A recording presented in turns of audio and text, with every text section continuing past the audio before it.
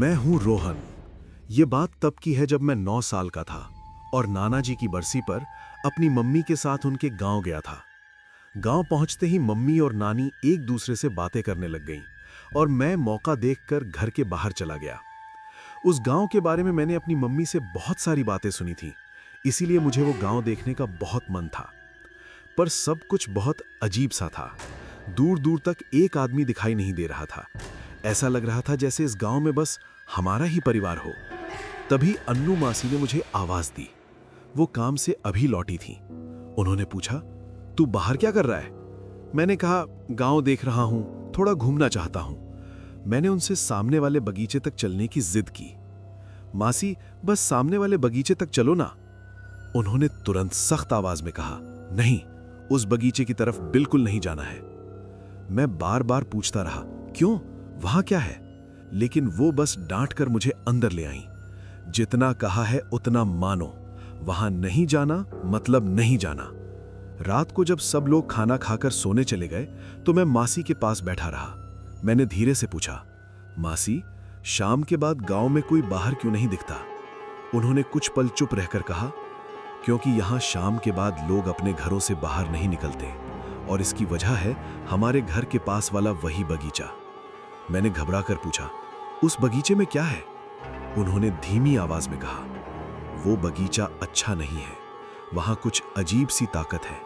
आज तक जो भी उस बगीचे में गया कभी लौट कर नहीं आया। मेरे गले में शब्द अटक गए। पर क्यों? उन्होंने बताया, बगीचे के पास जाते ही अजीब आवाजें सुनाई देती हैं, जैसे कोई तुम्हें बुला रहा हो। वहां हमेशा कोहरा रहता है, चाहे मौसम कैसा भी हो। कभी किसी की चीख तो कभी किसी के हंसने की आवाज। और सबसे अजीब बात, इंसान डरता भी है फिर भी वहां खिंचा चला जाता है। एक बार अंदर कदम रख दिया तो लौटना मुश्किल हो जाता है। मैंने हिम्मत करके पूछा, ऐसा क्यों है? उन्होंने गहरी सांस ली। कई साल पहले गांव के बहुत सारे लोगों ने उसी बगीचे में एक साथ आत्महत्या कर ली थी। गांव में एक जमींदार था जिसने धोखे से सबकी जमीन हड़प ली थी।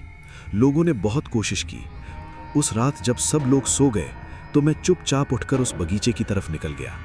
वहां पहुंचकर मैंने देखा कि बगीचे के सामने कुछ घर थे जो कई दिनों से बंद पड़े लग रहे थे।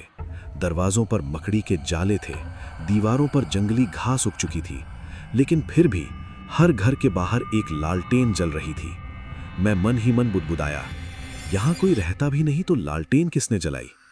तभी बगीचे का दरवाजा जोर से दीवार से टकराया।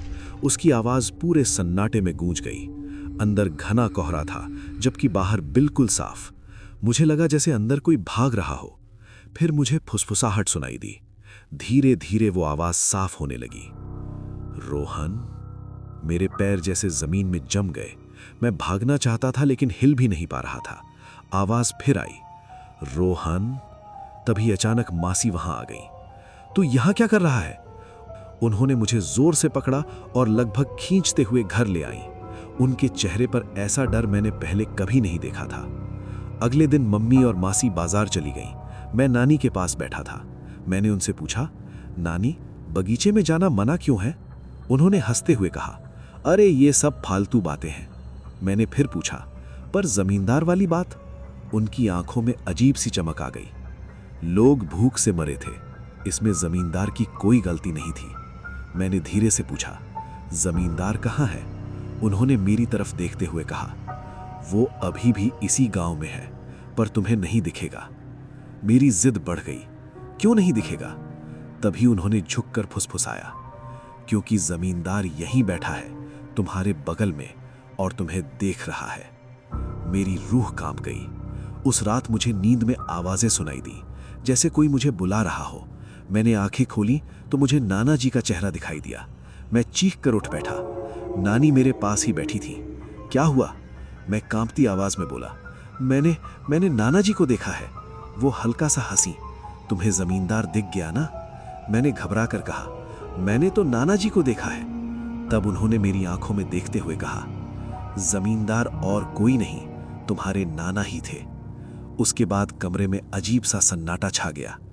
मुझे आज तक नहीं पता कि उस कहानी की सच्चाई क्या थी, पर उस रात के बाद मैं इतना जरूर समझ गया था, वो गांव सचमुच भूतिया था और उसका रिश्ता मेरे अपने खून से जुड़ा हुआ था।